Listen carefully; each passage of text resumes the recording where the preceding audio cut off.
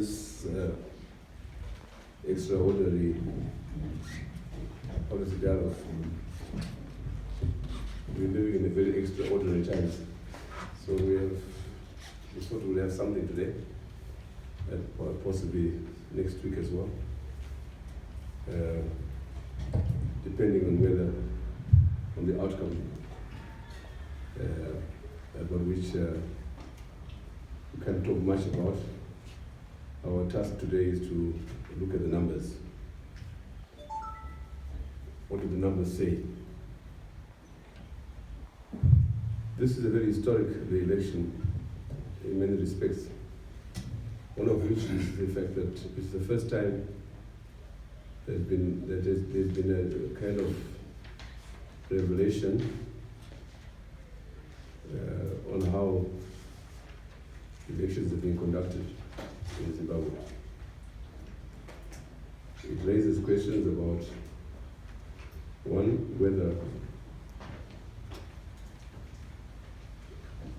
indeed the mystery about rigging has been at last exploded. There's questions about the integrity or otherwise of ZEC, which, as you know, electoral commissions in other countries have a level of independence about which has been quite elusive when it comes to ZEC. Some of us have been here since the first election in 1980. We've seen enough of elections, not only in this country but on the continent.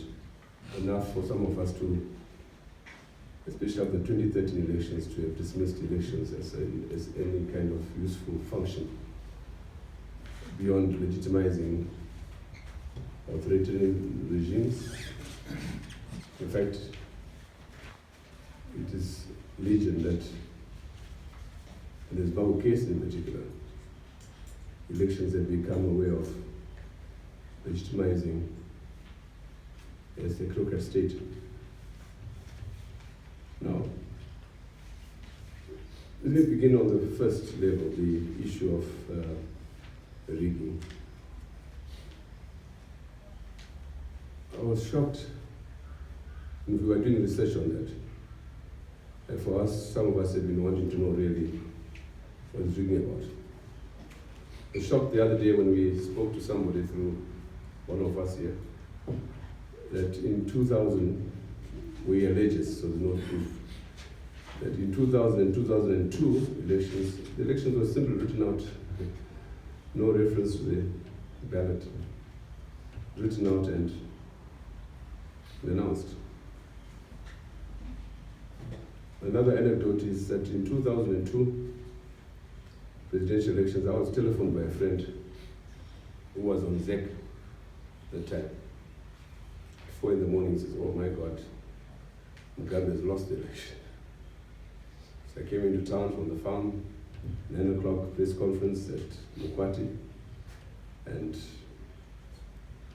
a very sullen atmosphere. And then the chairman of ZEC at the time began announcing the results, and Bob had won. So the issue of mismanagement or rigging of elections has been fascinating me. I wanted to know how it's done. In 2008, I had occasion to meet 12 of the persons who were known to be running the rigging machine. And one of them gave me this anecdote. The postal votes, the boxes arrived from the various embassies and were received at Tomlinson Depot. That's where they were counted. And they opened the box which came from our embassy in Kinshasa. There were 98 members of staff in Kinshasa. And out of 98, only 3 voted for Mugabe. So what did they do with the box? They burnt the box. So I'll be saying all this, that the issue of rigging is not anecdotal. It's becoming almost institutionalized. And for us in political economy, we rely heavily on the historical backdrop, the main of which for some of us is the fact that liberation movements or indeed parties of independence lose favor of the people very quickly. In the case of Zimbabwe, ZANU-PF, and I say so as someone who came in the liberation movement for the first election in 1980, when we had this tremendous reception, and Mugabe had something like 100,000 at Highfield grounds. And I mean, it was just amazing. And in fact, people don't know this, but there could have been a coup by General Wars, were it not for the turnout on the 4th of March 1980, when the election results were announced. But that popular base dissipated with time, and understandably. And I would say, from my own analysis, ZANU-PF lost the mass base in the 90s and has never been able to restore it. And needless to add, will never restore it. So in terms of forecasting and expectations, I have always known that ZANU-PF lost every election since 2000 without having to show evidence of it. But also because on the basis of what we saw across the country at every election. Now, one of the major tools for the manipulation and management of elections in this country, regrettably, has become the issue of intimidation and violence. A colleague told me the other day that don't talk too much about rigging. The biggest rigging machinery in ZANU-PF has always been intimidation. And those of us who have relatives who have come from rural areas, and even now, the population out there fears elections because of this institution of violence and intimidation. So I thought I'd give that kind of backdrop, and then add that really this election becomes a very interesting case study, not only for ourselves as Zimbabweans, but I think for the African continent. And I think when all is said and done, and reading the papers as we have been reading them, including the papers by respondent Elton Mangoma, who I will introduce shortly, it has really become a very interesting case study in the history and conduct of elections on the African continent. The amount of scrutiny, the amount of international presence in this country, the highest ever since 1980, speaks for itself. So, our task tonight is really to hear from the experts, and we've chosen experts who are also accountants, because it's all about numbers. And Elton Mangoma will be our first speaker, because Doug contact is delayed at the filing papers related to this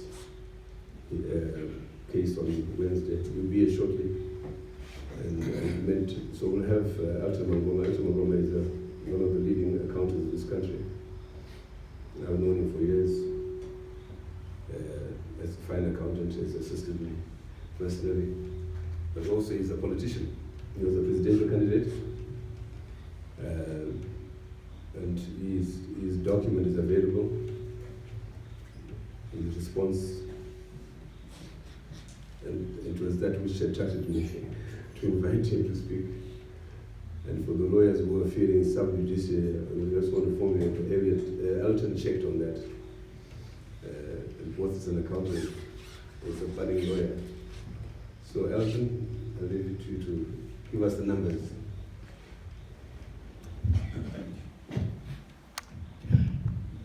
Thank you, and good evening, ladies and gentlemen.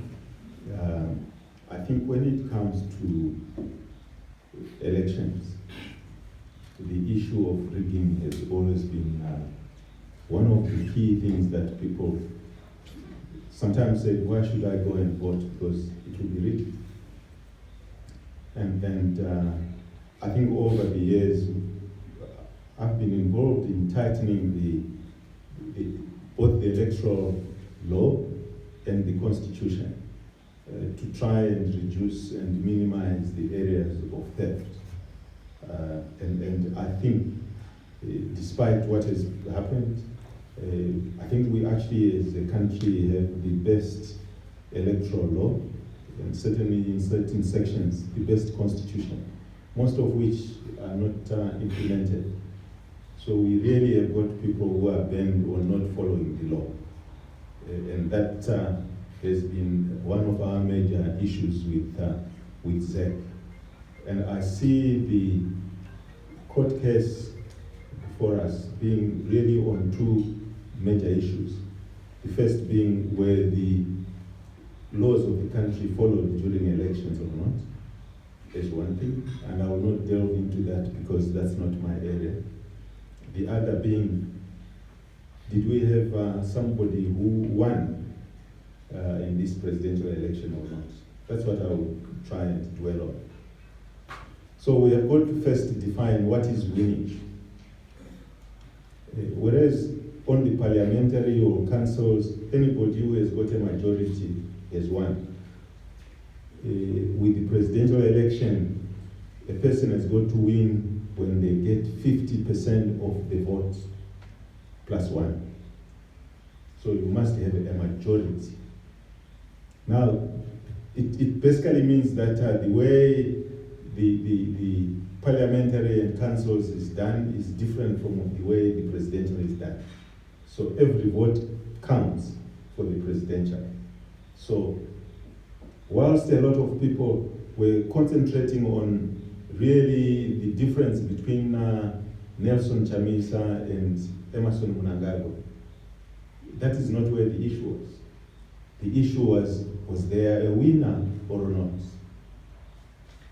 And even when you saw the demeanor of how ZEC was doing it, they understood that for there to be a winner, one had to be beyond 50% plus one. Now, the thing that attracted some of us wasn't so much the little size of our own votes, but it was the manner in which ZEC was actually announcing those results. It attracted our attention to say, under normal circumstances, people don't behave this way. There is something that is amiss. So it raised suspicions. What is it that is amiss? Then we started looking. The second, and that goes to how the March West became the outstanding thing, and people simply said, surely if everywhere else you have been able to bring in Mudzi and bring in Rushinga and what's wrong with March West? It's really where now fudging was beginning to be more refined. So generally, even taking away the numbers, if ZEC had said, look, we have got the results, but they are so close, we need to have a second opinion or an audit, we would have actually understood. Because that's how people actually behave. When you are so close that you could possibly make a mistake, you need independent verification. And they would have called for an audit and even applied to the court to have the 5th day, the 4th of August extended so that an audit could be done. Then you know people are genuine. Because it was so close, the difference between losing and winning was 35,000 votes. And that one constituency like Harare South had 62,000 registered voters. So when you get to that, it just tells you, you better have all your things properly done or there is something wrong. So after announcement, we then got the results. the discs. So we started whatever has been announced and what was in the disc. We then found there were differences. So that was the first problem. So what was correct? Was what was announced the correct thing, or what is in the disc the correct thing? We really didn't know. And in my case, there was one announcement which gave another figure, then another announcement which gave another figure, then the disc which had another figure. Small figures, but they are all different. And you say to yourself, well, in our case, because we didn't have agents all over the country, but we also checked things like, I've gone with my family to a polling station. With my family, these are not people, friends or whatever. And there are 4 of us who have voted. I would assume they voted for me. And when the results came, there were only 2 votes. And then you say, okay, I know I voted for myself because I saw it. So who else did and who did it? So you could start a fight in the home to say, but you didn't vote for me and so on. So, but it was those kind of things that people just began to say, but what is happening here? We have gone to vote, there are not many votes. So when I heard Thokozani Kupe speak about the same thing, where their candidate had gone to vote for himself, but with also his family, but got 0. Then we say, this is a consistent pattern. We are not talking about what has been voted. We are talking about something else that has been put somewhere. We then found that just comparing the announcement and the discs, in our case, and it looks like those who got different discs also got different numbers. So when you actually find the number that we have ourselves is different from the numbers that other people are saying they got from their own discs. So the number 3,597 is the one that we have. Others have got a different number. But what was now showing here is that they had reduced slightly the numbers for Mnangagwa by 1,200. But they also reduced the numbers for Nelson by 2,900. So that's the difference you get, plus a few minuses and so on for the rest of the other 21 candidates. Only 1, 2, 3 candidates did not have any difference. And we are not talking, you can say, okay, they got confused with all these big numbers, but our little numbers, how do you get confused? You can't add a few numbers. So really, it started setting this alarm bell. But we had to adjust and hope that let's have a base. So we took our base as the detailed results that we got, which had 3,597 less, more votes than what was announced. So we added where we needed to add, we subtracted where we needed to subtract. Then we took, there was this very funny thing about Mount Darwin and Bire constituencies, where the formula of addition was made such that it repeated itself. So you double counted certain numbers. So they're always dealing with small numbers, but big impacts, because you've got 210 constituencies. And at this stage, I am not convinced that this kind of error only occurred in those 2. But for now, because this is what we have managed to be able to find in the short space of time, we are dealing with those 2. They increased Chamisa's number in Mount Darwin by 618. They increased ED's number by 4,792. So we go to Mbire, they increase Chamisa's number by 229, and they increase ED's number by 2,293.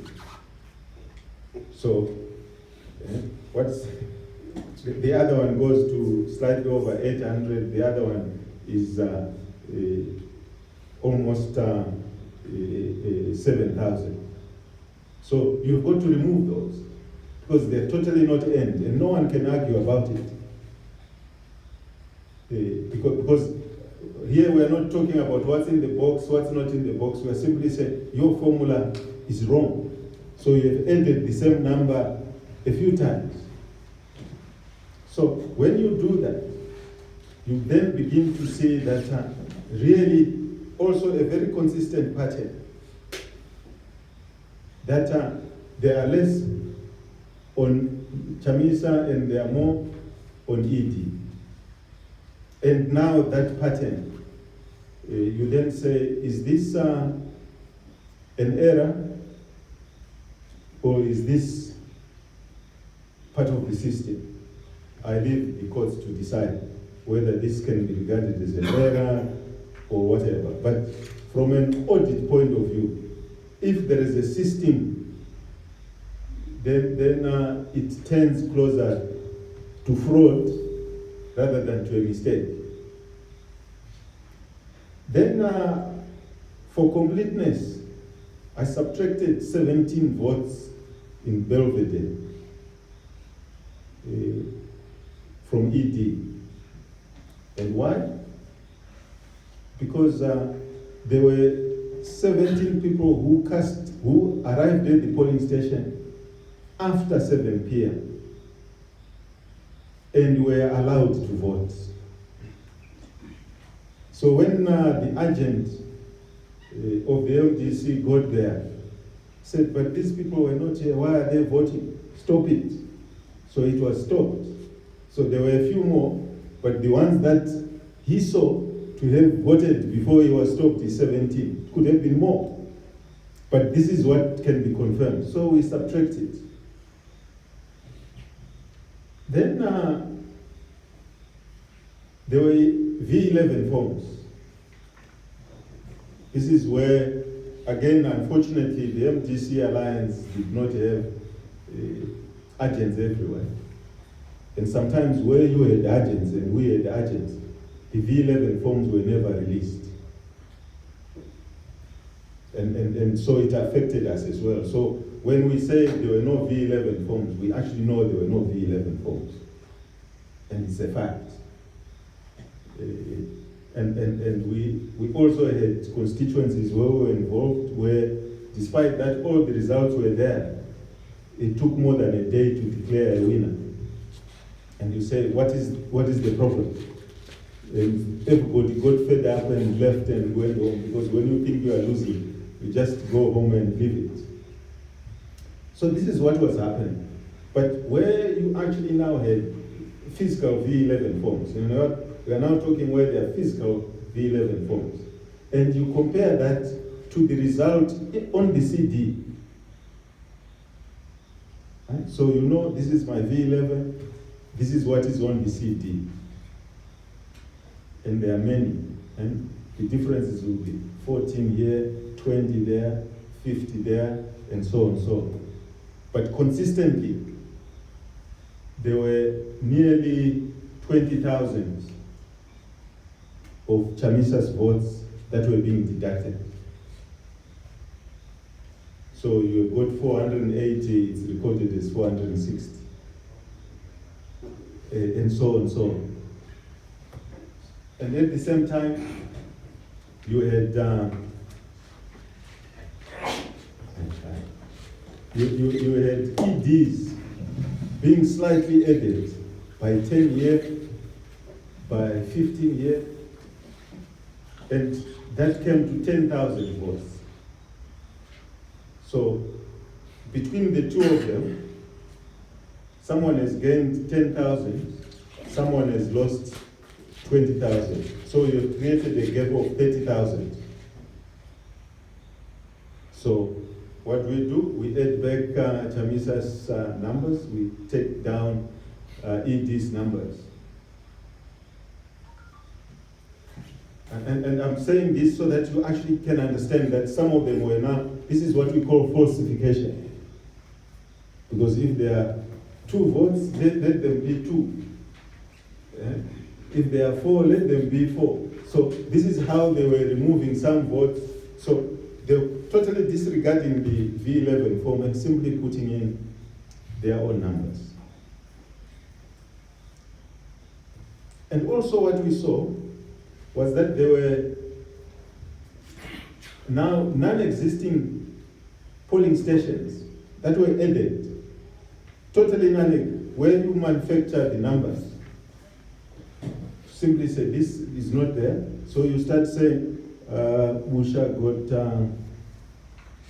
that Busha was given 27, I was given 5 votes. Chamisa was given 1,700. ED was given 5,396. Just manufacture. They're just being given. So we all got, except 2 candidates who got zeros. Even rejected votes was given 121. That's how, you know? So you're going to take down all these false numbers because they're not there. But by now you're beginning to say what we are looking at, what is real and what is false. You really don't know anymore what is real and what is false. You just don't know. Because these are numbers you are stumbling upon and you are finding and so on. So numbers are being manufactured. We come to what I call overvoting. This is where it's very clear that the voters' roll would be able to say the maximum here is 1,000, or the maximum, or the registered voters here are 300. Now, we found a polling station with 2,800 votes, when the maximum is supposed to be 1,000. Where it was 500, there will be 800 or 900. So there's a whole series of those overvoting. And there is a total of 31,000 of the overvoting. And by just removing the excess out of the total registered, so we are not, so we are leaving a margin and assuming that at those polling stations there was 100% turnout. Now, is it ever possible to have 100% turnout? I was at my niece's wedding on Sunday. Even that, the relatives and so on, we didn't get 100% turnout. But we have left, out of all those, 100% turnout. So we have actually left some false votes in there. This is assuming everyone voted. So you take away the 31,000. Clearly, numbers that are being fudged. And instead of really ZEC turning around and saying, my friend, Mr. Presiding Officer, you had 200 registered voters. How come you now have 500 votes? We've had none of that. Zero. But it happened. I think there was even a clip on ZBC in Norton where the presiding officer was very proud to say, look, we have got some 600 registered voters, but so far we have 900. It's there by ZBC. Everyone saw it. And no alarm was ever raised. Now this is where most of this overvoting came from. So Again, this is just what we found, because also it's quite a lot, to list all the registered voters, and then compare with the totals. So we just did it. I think enough work was done. It's not exhaustive. Then the big one is where you now have at a polling station 200 for the councillor, 200 for the parliamentary, 300 for the presidential. And you say, how does that ever become possible? Because when every one of us went in, you are given 3 votes, 3 ballots. So one there, one there, one there. So at the end of the day, this must be self-balancing, barring 1 or 2. So you really, in accounting terms, this is what we call, it is balancing. Now our votes are not balancing. And for us, it was even now confirming what we had seen, because our candidate in Mvuru had come across a person with presidential ballots. And they actually fought to try and say, look, let's see, what are you doing with it? And it's a police case. It still hasn't been sorted out. But we actually knew that there are more presidential ballots floating around until they then manifested themselves when this could not balance. Now, that,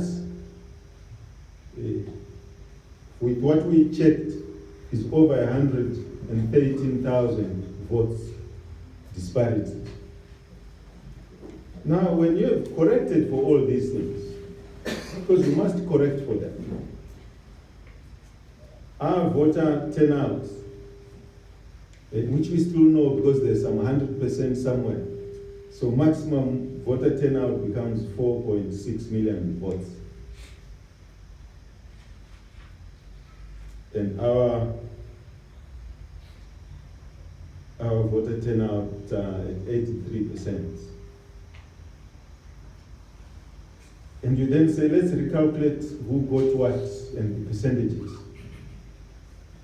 And I just picked the 2 of interest. Chamisa then gets 46.1%,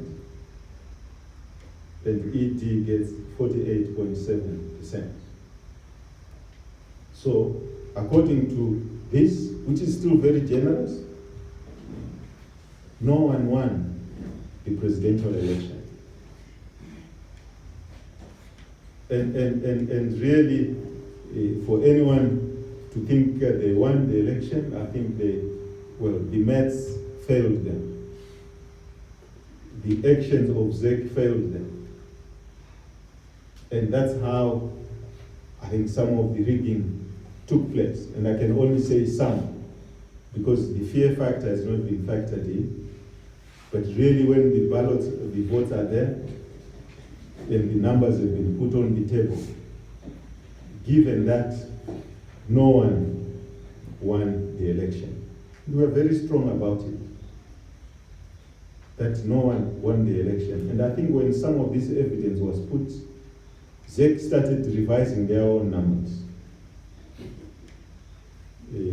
And those revisions actually tell you that there is a further problem. They revised the presidential numbers, even reducing the 35,000 winning margin to a smaller number,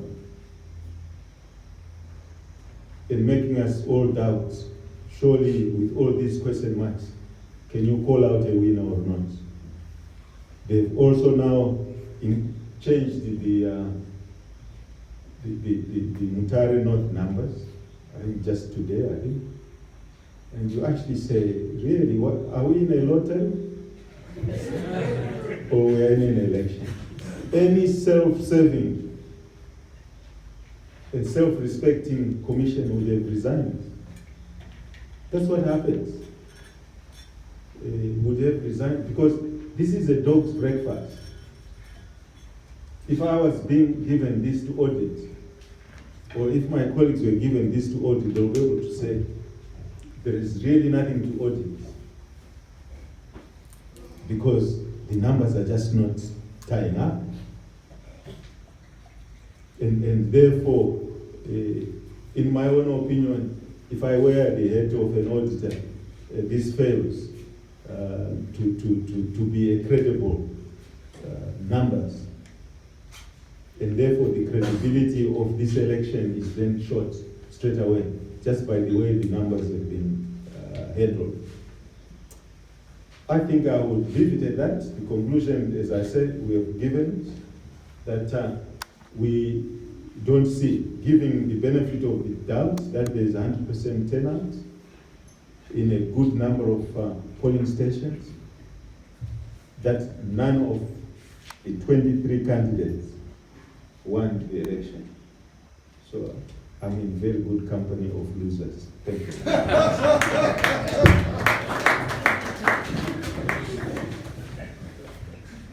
Before you ask Doug to take over, keep saying they changed the numbers. Who are they? It's ZEC. Wherever I'm saying they, it's ZEC. But what we have always said, the difference between ZEC and ZANU-PF is like saying there is a difference between yourself and your son. And we have said this so many times. So we are actually not scared to say it, because we have been consistent on record that this ZEC was not independent enough, was not competent enough to run an election, and that they were totally partisan, and we have demonstrated how partisan they are. I'm not going to be able to, not just for this election, way before this election. And we had called for SADC, AU, and the UN to be involved.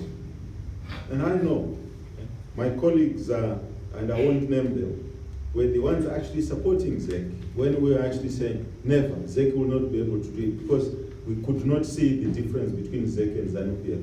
And I think after the process of Wednesday, you might also not see the difference. Thank you. Thanks, Elton. Doug, welcome. Thank you. You finished what you had to do? Yes, yeah. Okay.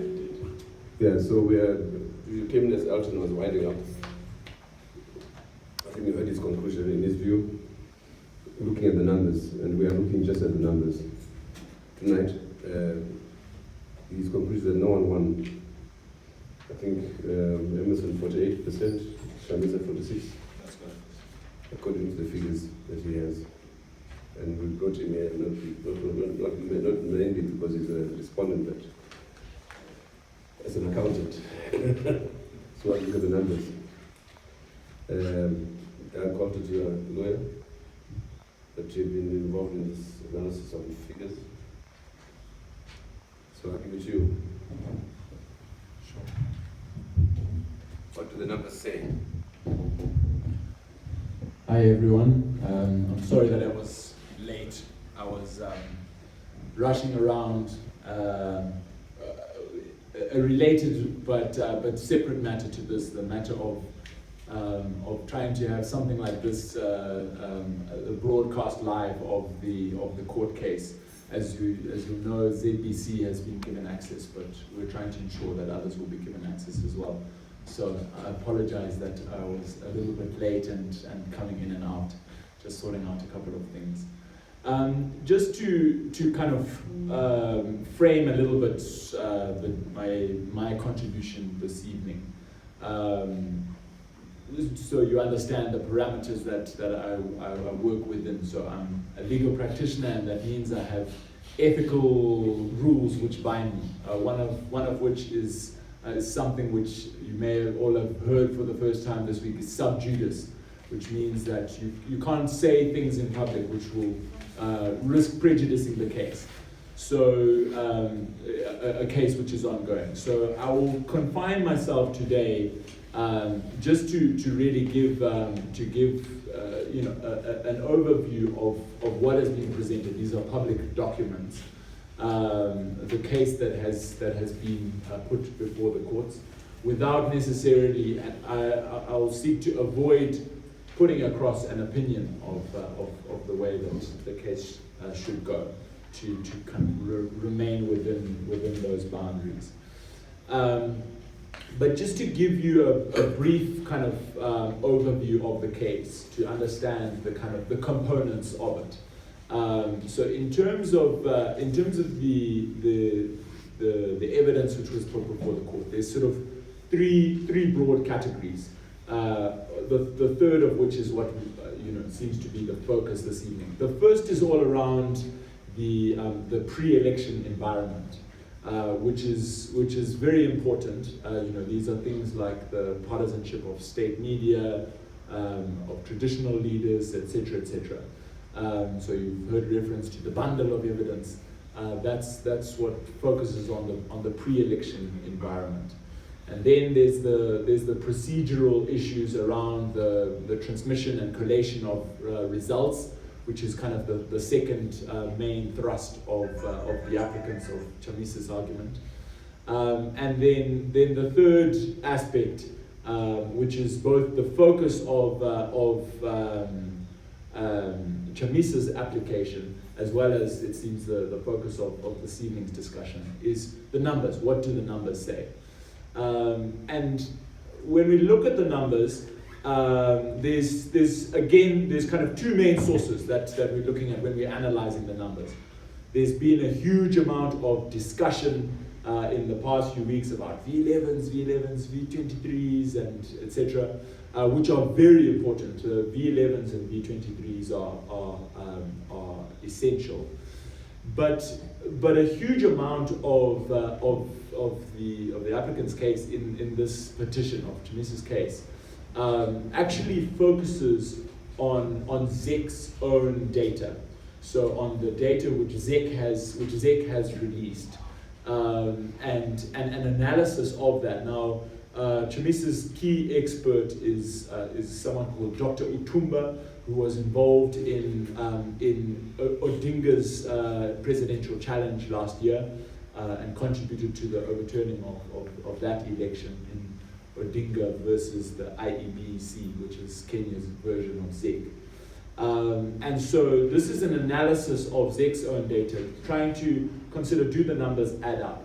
Now, I kind of came in a little bit at the end, so some of this may have been addressed by Mr. Mangoma already. But I will just kind of run through a little bit some of the things that have emerged from that expert analysis and the analysis of the results which have been released. I think the other thing to say before I address that as well is that many of these things that have been raised in Chamisa's application have now in ZEC's opposing papers, they have admitted that there are certain discrepancies, and they have essentially adjusted those results, which is very interesting, and raises some questions from a legal perspective, whether ZEC can actually change the results of an election after the expiry period. I'm sure you're aware that there's a certain amount of time within which ZEC can announce the results, the last day of which was the 4th of August. They announced the results sometime before that, and so there was some time to change it. But there are interesting legal questions around, can ZEC change the results and make these admissions through court papers and change the results through court papers at this stage, some 2 weeks after, some 2 weeks later. But I won't go into. I don't want to go into that too much let me just run through some of the figures, and these are all, again, I said these are publicly available. You can get. There's a court case is made up of multiple different documents. There's the founding affidavit, then the respondents, that's ZEC and Mnangagwa, respond using an opposing affidavit. Then there's Chamisa's answering affidavits to those opposing affidavits, and then there's the heads of argument, which I've got with me here, as the heads of argument are mostly focused on the law, but it includes a brief summary of the facts. So these are publicly available documents, and I encourage you to go and have a look at them yourself.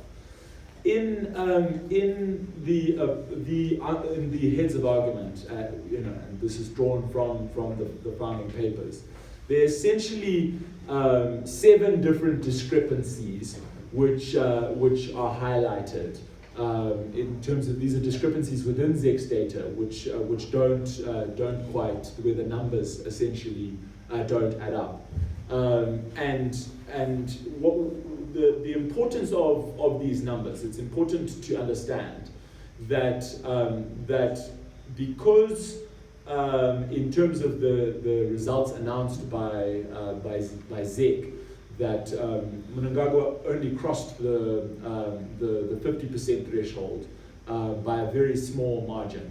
On the initial announcement by about 37,000 votes, but on the kind of later revisions by about 31,830 votes, he crossed that threshold. So when an election comes down to the wire like that, every vote counts, and so these that is the context within which these discrepancies, some of which are not huge numbers, but within the context of a very tight race, they can be significant for the case. So just running through these 7 discrepancies. So the first one is the difference between the results, the announced results and the published results on ZEC's data. So there we see that Mnangagwa had 4,904 votes less in the announced, less than the announced. Sorry, in ZEC's published results show that Mnangagwa had 4,000 votes less than in the announced results. Thus, essentially, his tally was inflated in those announced results, which alters that percentage. Then, if we look at the second broad discrepancy, this is now the double counting of polling stations. This is where polling stations were essentially counted twice in ZEC's own data, and I should say that ZEC has actually admitted to this and said, this was just a tallying error. So where polling stations were counted twice, it amounted to an additional 7,703 votes for Mnangagwa. Now, ZEC says, yeah, it was an error. It was just a tallying error. But an election is essentially a tallying exercise, and so a tallying error is significant to that degree. Then the third broad discrepancy is where there are polling stations with identical results. Now, this is something which Chamisa's expert witness essentially draws out and says the statistical probability of every single candidate, bear in mind we have 23 candidates, every single candidate getting the identical result at 2 different polling stations is extremely low. And so there were 8 pairs of polling stations, so 16 polling stations in total, where there were these absolutely identical results which emerged. And so when you factor those in, we find that an additional 9,592 votes were given to Mnangagwa as a result of that. Then the fourth discrepancy relates to what are called ghost polling stations. I heard Mr. Ngoma talking a little bit about that. These are polling stations which were not previously published in any place, at these sort of so-called ghost polling stations, a further 5,396 votes in favor of Mnangagwa are added at these. Now, ZEC has said that no, these were not polling stations; these are ward centres. But there's no real explanation yet as to whether these votes were correctly allocated to Mnangagwa or not. The fifth broad discrepancy which has been flagged is that of polling stations where there were more voters than more people voted at these polling stations than people who were registered at that polling station. Now, this is data which is available, and we also know that there's a cap of 1,000 people who can vote at a polling station, and so when you consider these all of these polling stations where there were more voters than those who were registered, it amounts to 31,200 and an additional, a total of 31,204 votes, where these are votes which cannot be accounted for.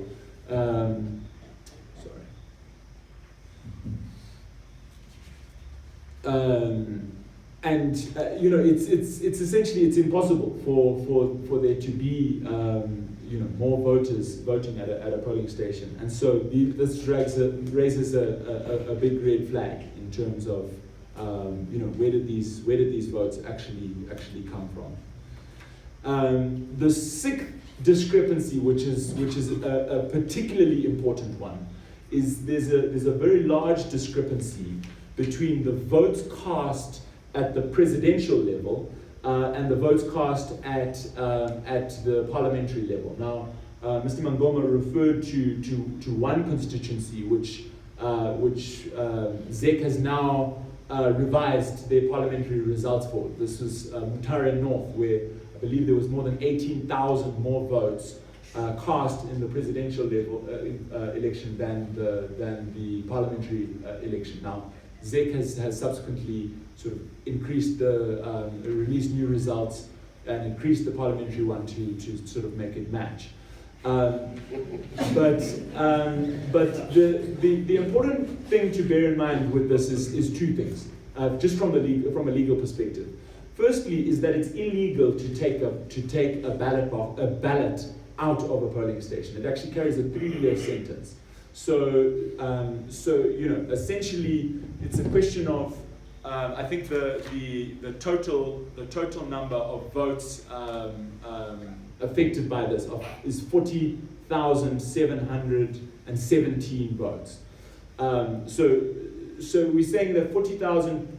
One of the explanations is that 40,000 people committed a crime by walking out of the polling booth, having cast only the presidential ballot and walked out with the parliamentary and local government ballots.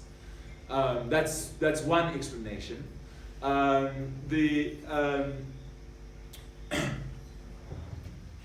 The other important legal aspect of this is that if someone refuses, so you are entitled as a voter to refuse. Most people don't know this, and so people just take the 3 ballots.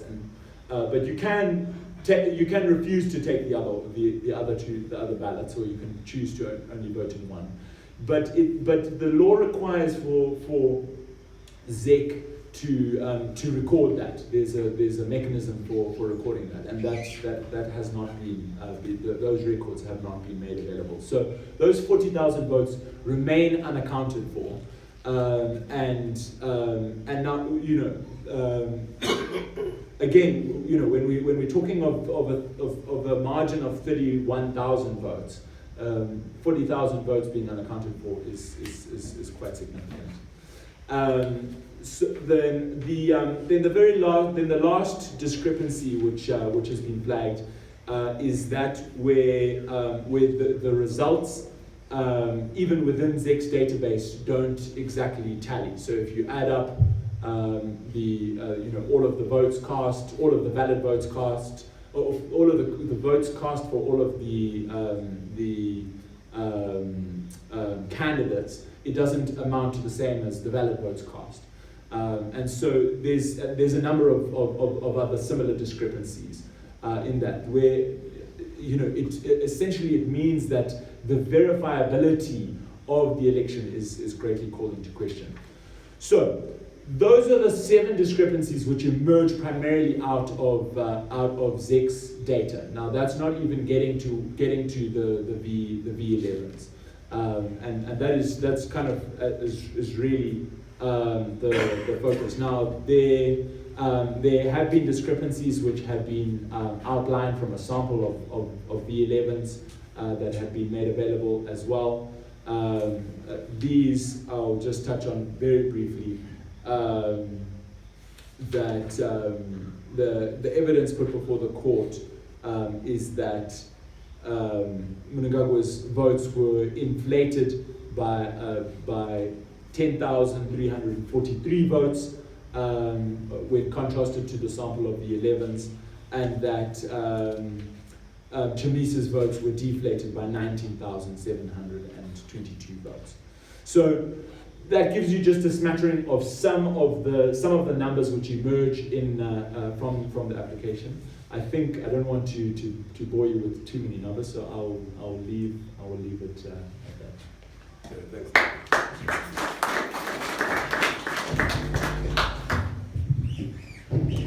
Yeah, we'll take questions, but please remember that we're not here to give judgment.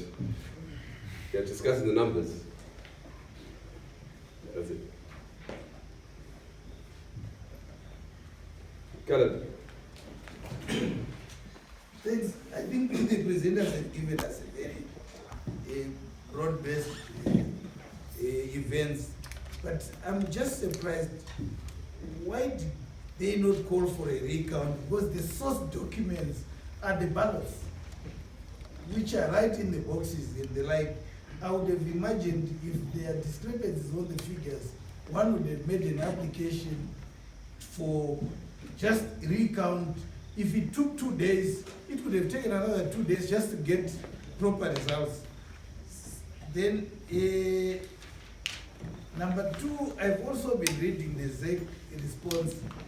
Why did you file late the figures? They were saying the figures were not filed and they're coming late, to give him possibilities of a technical, that you did not follow court laws and the like, that it could be technical dismissal of a case if you really have the ballots are there and everything, and you file late, why leave it to? Then, of course, the last one is a general one, which possibly maybe politicians might not want, but it's worthwhile asking. Is it worthwhile to fight for presidents when ZANU-PF has 2/3 majority? Because it would be just a sitting duck president who would not, that I'm not seeing, if they're accepting the 2/3 majority parliamentary, unless they were challenging all the results, then it will be a completely fresh election. But to fight for a president who will not have 2/3 majority, I'm finding it mind-boggling, because he will not be an effective president with a hostile parliament. So you're saying overlook whatever irregularities there are because of that? No, I'm just... Any other question? Another question? A comment? Yes, Florence? Yeah, I think the presentations are very good. But I was concerned that you didn't raise anything about the spoiled papers. I did a little count sometime, and there were at least 60,000 spoiled papers. And I felt for a country that boasts such high literacy, I felt that was quite alarming, because the same person fills in the form themselves. They write their ID and they sign, but they don't know how to put an X. I think there's quite a discrepancy there. I don't know if you've looked into that. Yes, sir. The back. wanted to ask, how many of the V11s are available for verification? Well, take Tony and then get back to the presenters. Tony? Yes, just some general observations about numbers. I mean, I was struck by the fact that all this stuff gets collated in Excel. Right, I mean, Excel's really nice, but when you're entering data, you can make horrendous mistakes very, very quickly, very easy. You know, you put in an extra column and things jump all over the place, and collating them gets difficult. So I can understand that there might be all sorts of errors. But the thing that struck me, and this is really to what Elton's saying, is that having worked with Excel and many, many, many research projects, including large numbers, I mean, you get lots of random errors. Right? You know, when you're entering all the data, people entering data make mistakes. And the mistakes are essentially random. So what I would have expected, if these were all tally errors, is that you would be errors that would go in all sorts of different directions. There would be no systematic stuff. You know? So what I'm understanding is that we have errors, but they're very systematic errors. They're going in two different directions, up in one direction and down in another. And that worries me. It wonders whether, you know, there needed to be some thinking about how you have control data entry right at the very top. I mean, you've got the V11s and you've got the V23s, so they're all going to be compiled at the top. And it would be very simple. You know, you've got 23 candidates, you can create these fields very easily in some database like Access, so that you won't have these kinds of errors. So maybe one of the ways forward is you've got to think about better technology for this kind of thing. But I mean, my fundamental point is that clearly what you're saying is that these errors are not random, but they appear to be a systematic pattern.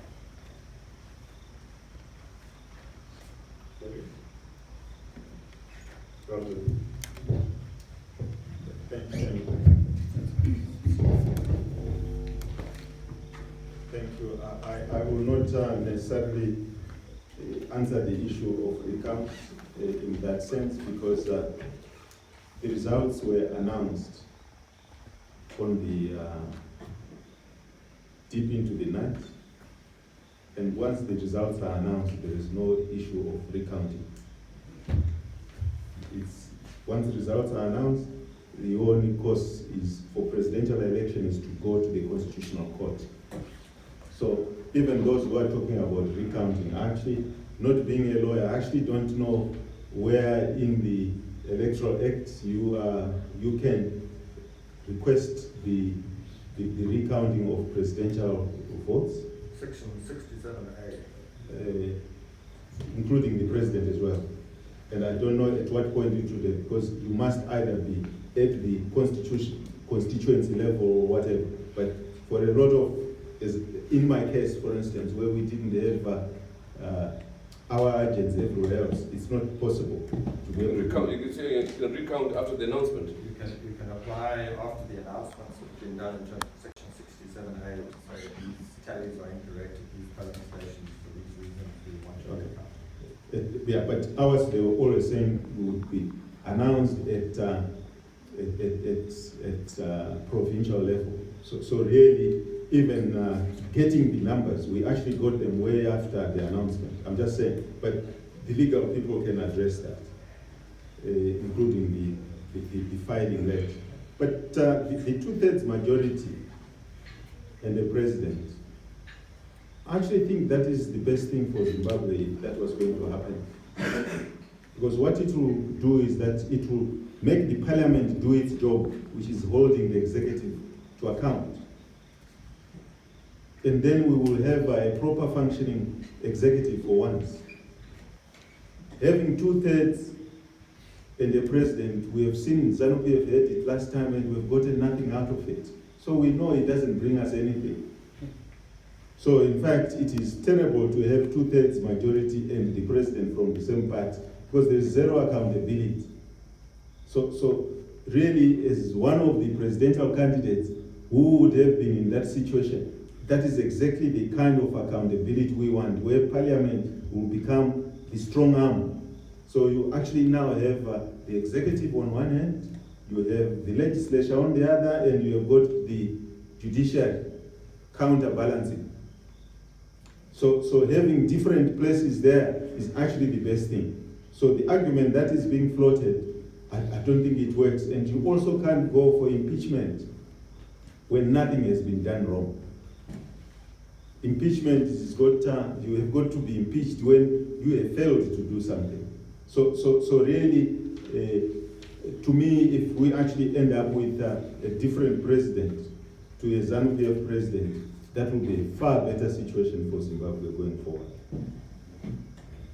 The issue of spoiled papers, I saw it, yes, they are high, but here we're simply trying to balance, to see whether the numbers are balancing across.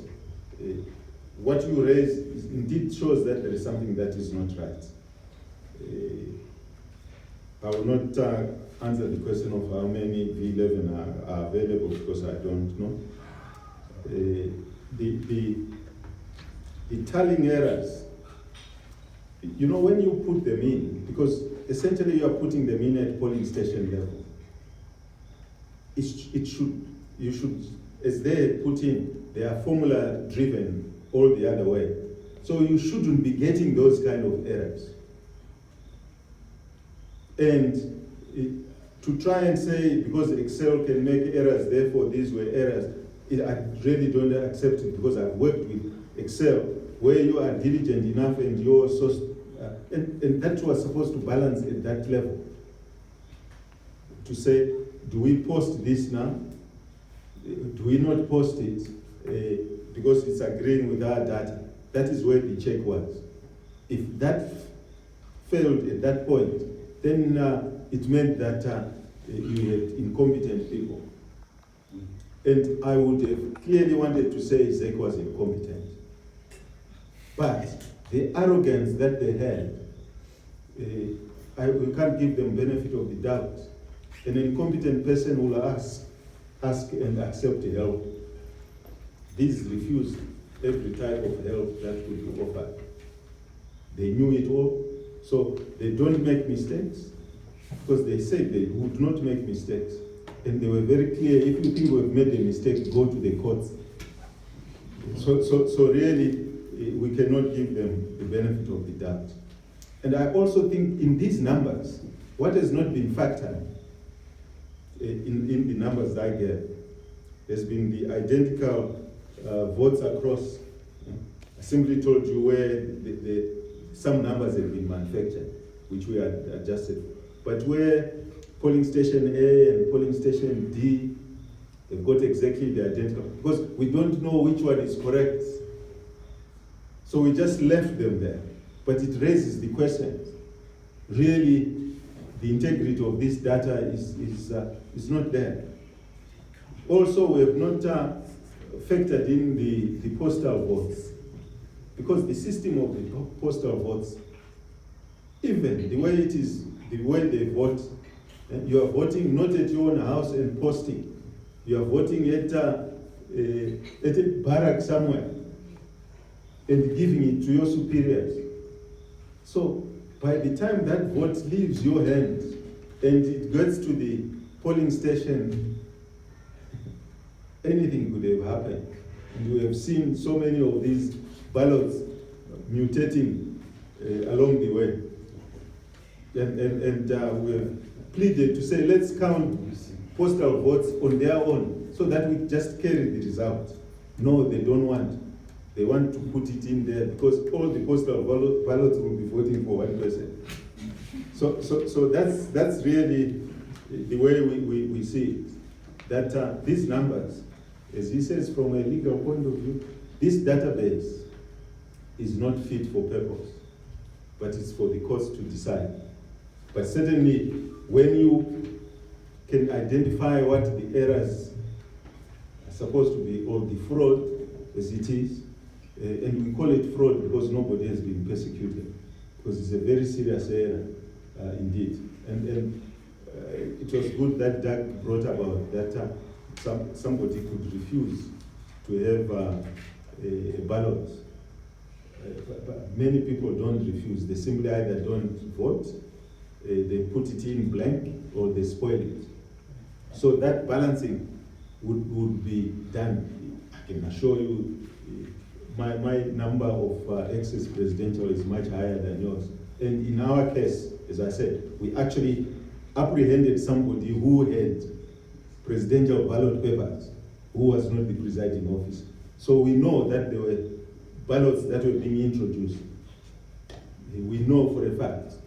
So we can no longer be told that it's people who refused or who went away with ballots. That will not be fair to the voting public.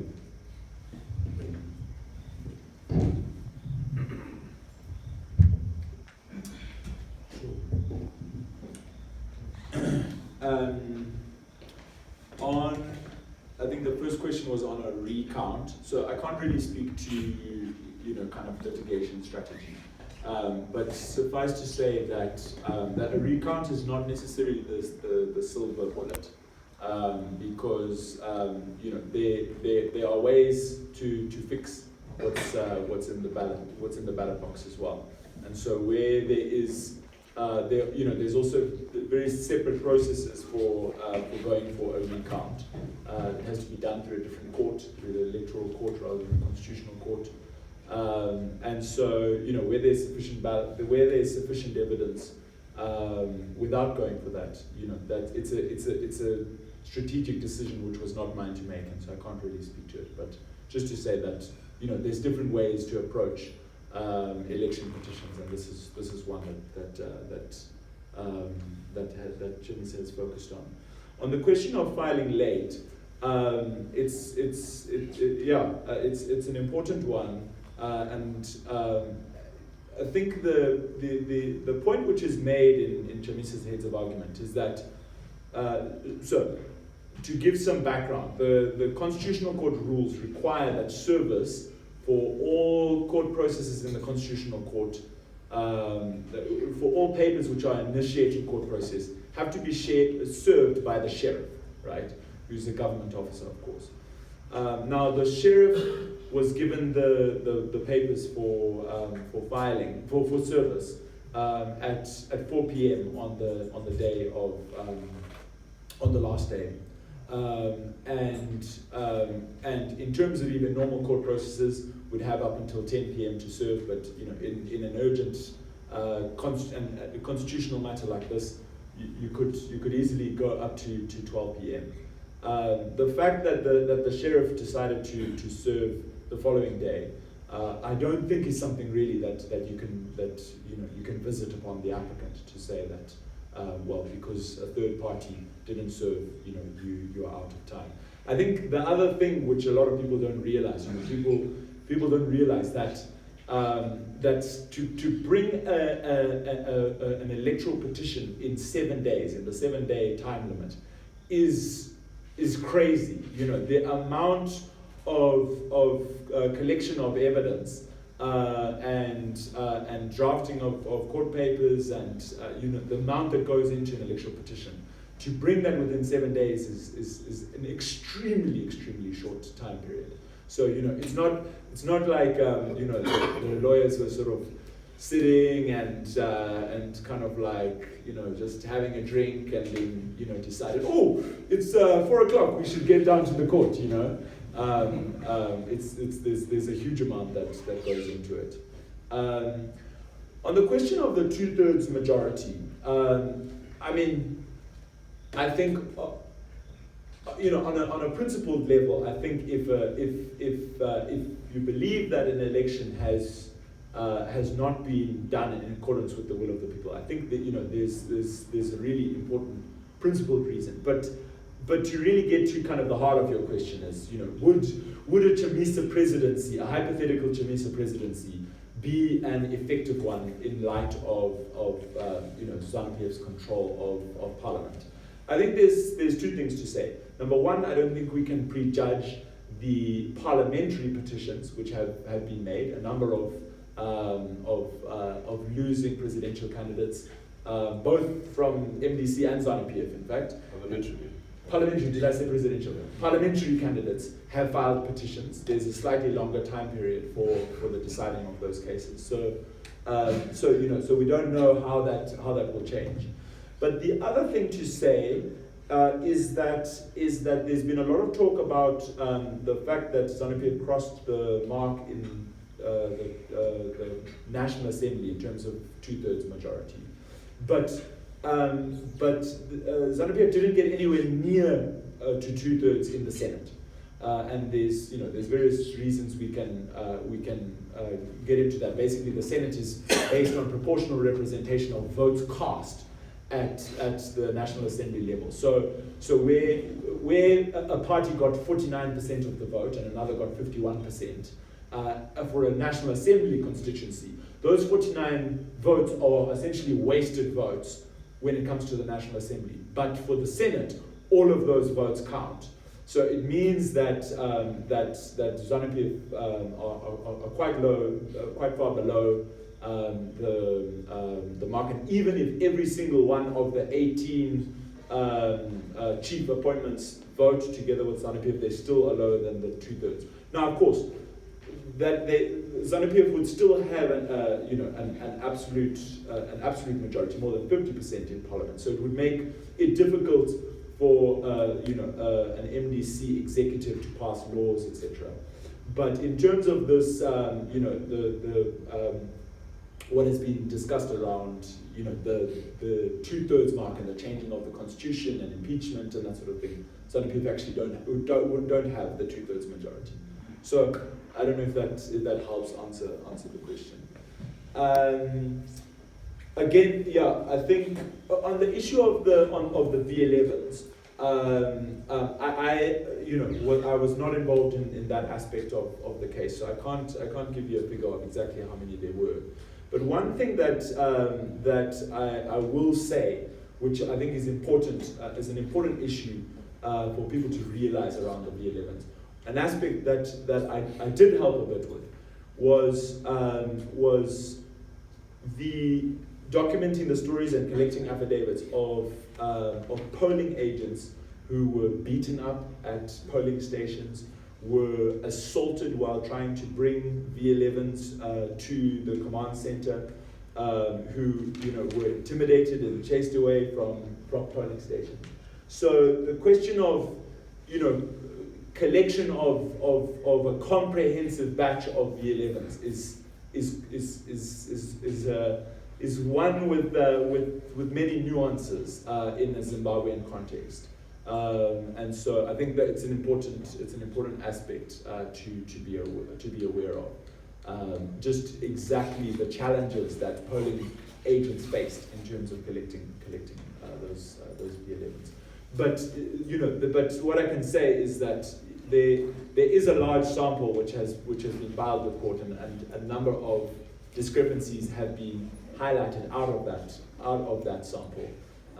Had there been more time to file, perhaps that sample may have been larger. But that's about as much as I can say to that effect. Yeah. Last three. Yes.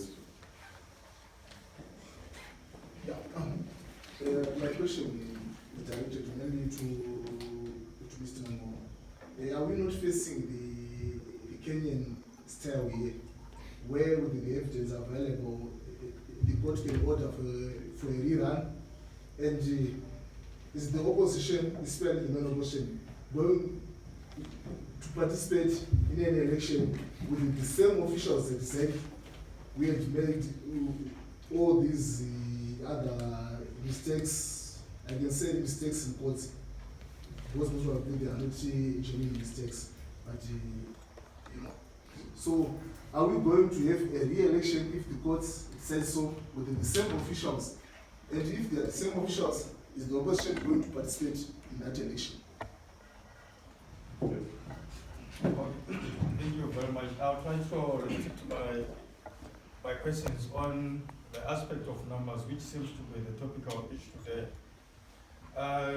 The losing presidential candidate, Mr. Mangoma, suggests that in his calculations based on his experience, of course, in accountants and not essentially on elections, he talks about President Mnangagwa having secured perhaps 48% and Mr. Chamisa 46% or somewhere thereabout.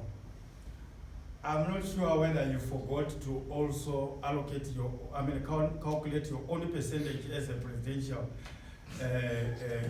candidate alongside others in order for us to then be able to say 46 plus 48 plus how much for the other 20 presidential candidates, so that we'll be able to probe the genuinity of your accountants or auditing, as the case may be. Then my other question goes to the same issue with regards to percentages. I don't know whether the gentleman would want to own up and realize that whenever they utter things as public officials, history is quick to record and quickly gets made along the way. Before the elections were announced, I'm sure one of the alliance principals talked about something within the margin of 64% for Mr. Chamisa, and then within some 48 hours or 72 hours, if my memory serves me well, the same number deteriorated to 54% for Mr. Chamisa again, and later on, they were talking about the possibilities of a no winner, to which you seem to be agreeing today, suggesting that there could be potentially the need for what is called a second election and not essentially a runoff. So my question is, are you guys really genuine with numbers, the numbers that you seem to love so much, so that when you speak about them, we'll then be able to suggest you are speaking them credibly, insofar as you have not been able to be genuine even unto yourself with the numbers that you love so much? I'll come to the question of the changing of results, as it were. Primarily with regard to what you are saying is the lack of tallying between the presidential election on the other side and the parliamentary and local. If that is a fact, as it turns out to be, now, are you quite so convinced and vivid that that discrepancy affects the announced winner of the elections alone, or it also affects the 22 others, including the losing one that we are proud to have today?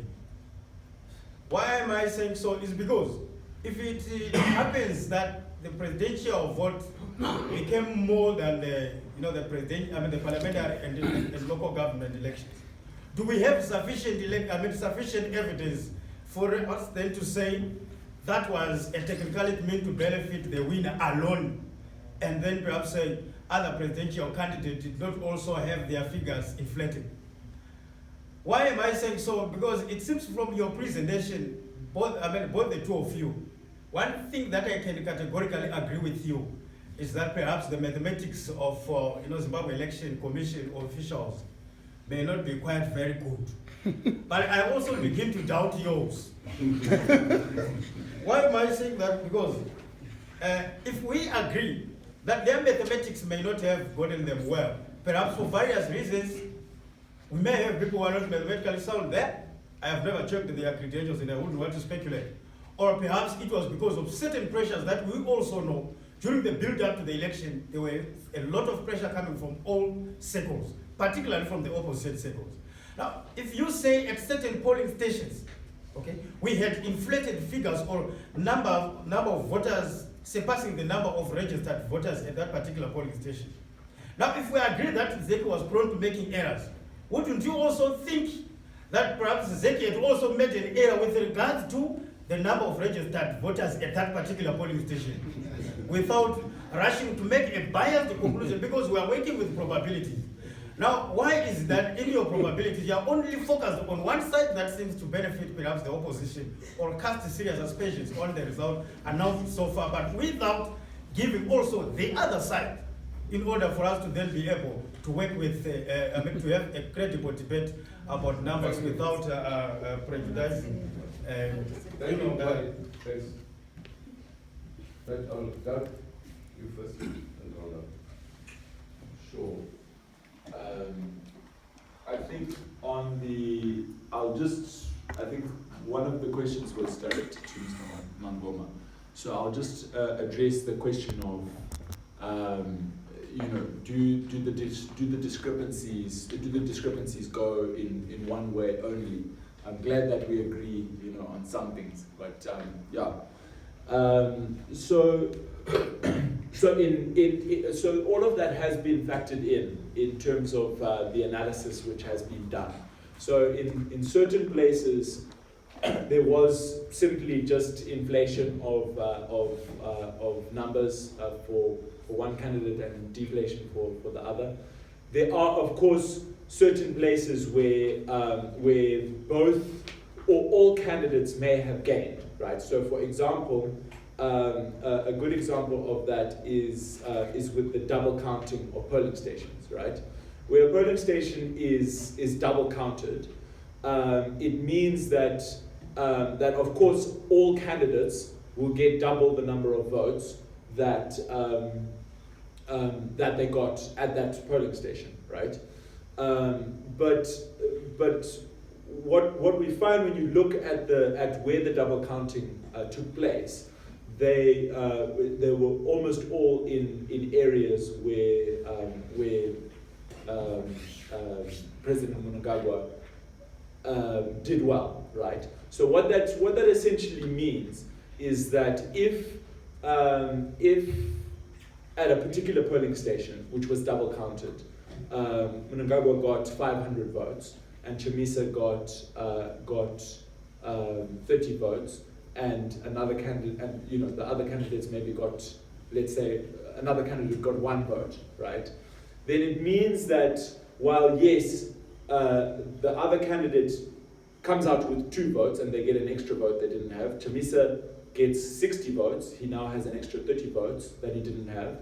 And Mnangagwa gets an additional 500 votes. So he now has 1,000 votes, right? So to that degree, everyone benefits, right? But because it's concentrated in an area at a polling station where one particular candidate has done well, what it means in effect, and remember that with our elections the percentage is important, is that it widens the margin. So to say that everyone benefits is actually a misnomer, because in fact it widens the margin for whoever did well at that particular polling station. So I don't know if that helps to address that question. I think the other ones were mostly directed at Mr. Mangoma. Thanks.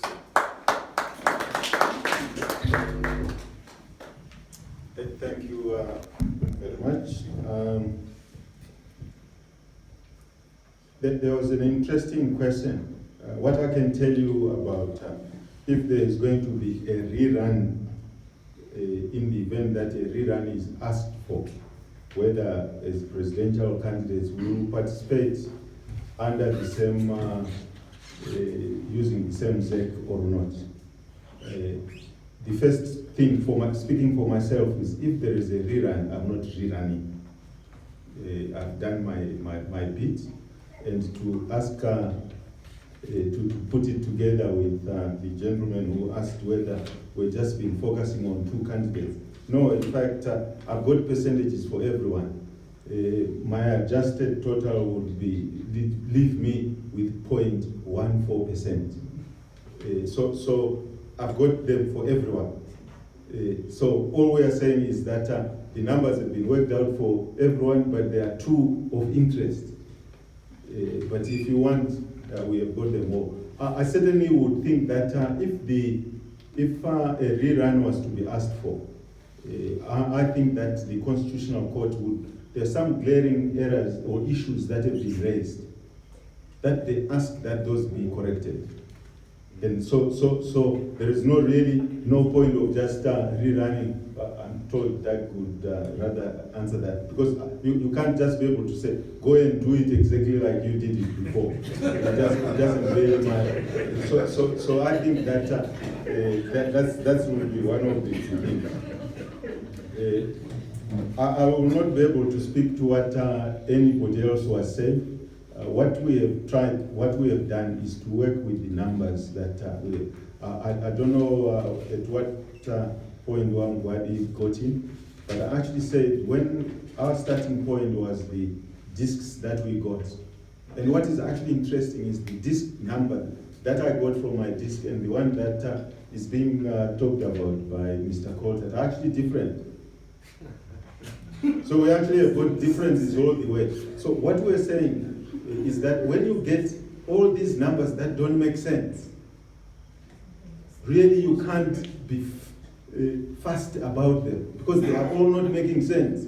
Every time you touch something, it differs. You really don't know what numbers to believe anymore. So you, for instance, you come to an area where we are given a voters roll, which says at this polling station there are 300 voters. Really, this thing here we've been demanding and asking to get a voters roll. The voters roll that was used on the voting day, I saw it at the polling station. Never saw it before. But I had a voters roll that says there should be 300 people there. I have no reason to say I shouldn't have 300, there shouldn't be 300 people there. So if 500 people vote, the question must be, where did the other 200 come from? And why were they allowed? And if indeed at that polling station there were now 500 instead of 300, why were we not given the revised voters roll? So, because we can't answer those questions, and I said very clearly in my own case, we've always been on the case of ZEC. It's there, journalists know, you can track where code was saying these people are not fit for purpose. But they were saying we are the best since sliced bread. So I had no reason, I could not give them any, I never gave ZEC any benefit of the doubt because I knew they were there to steal. Now as an accountant, I then said, given this fudging of numbers, which is very systematic, take someone who doesn't understand arithmetic or maths and you make them a cashier in a business. One day you find an over, the other one you will find a short. But if you find a short every day, do you think that's an error or this person is just stealing? So this is how these things, how you measure them. So I think that we just don't know. And I said it very early on that when someone is winning with 35,000 votes, what I would have done if I was a commissioner in ZEC would have been to say these numbers are too close. Let's go to the Constitutional Court and we say we are not going to announce the votes, the results on the 5th day. We want to bring in experts to do the checking on our behalf. Then there would have been no problem. Or alternatively, if every polling station that was being declared was being put up and say at Magunje polling station A, we have gotten 200 votes, these are the results, and they were being posted and we're doing our own editions, nobody would worry about it. But if you are told, no, even if you know how to add, please just don't touch the calculator, we will give you the number. And then you give us a dog's breakfast. Why do you want us to smile at you? We must hit at you. This ZEC has done a terrible job for this country. And they've done a terrible job for President Mnangagwa.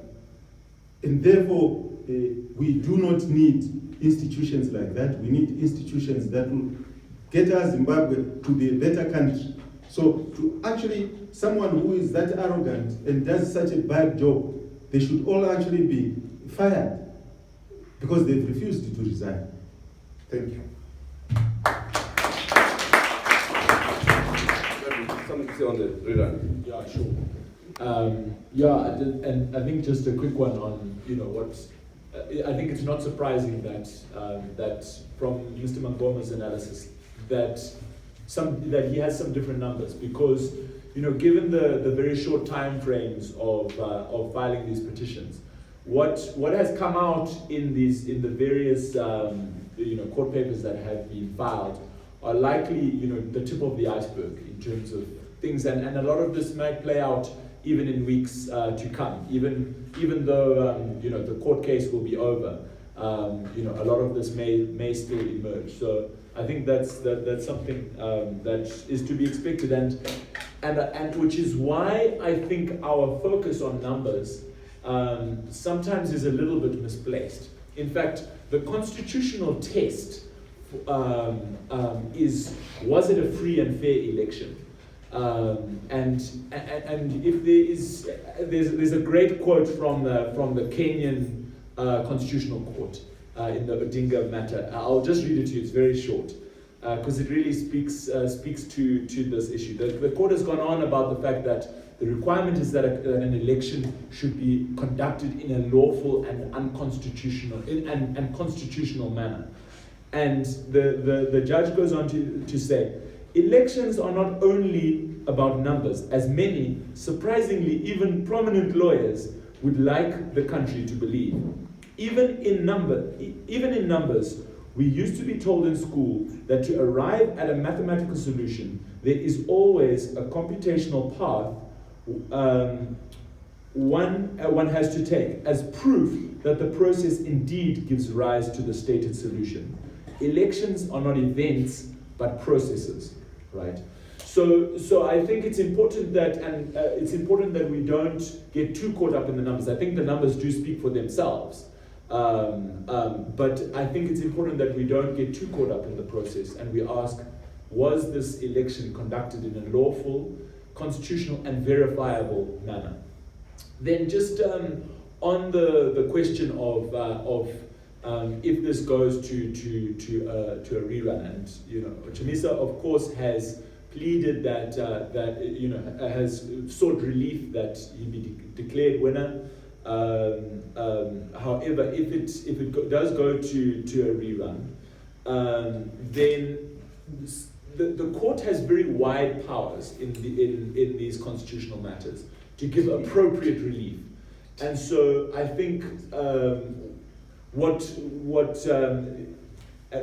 without prejudging the court, something which Dr. Noah Manika put in his court papers is something called a structural interdict, which basically means that he's sought from the court that the court would not only overturn the election, but set out the parameters for precisely how the next election should be conducted. Now that's something which is within the power of the court, and so that is something which is possible. That where these issues have arisen, and where there are concerns about the manner in which the previous election was conducted, those can be addressed through the court process as well.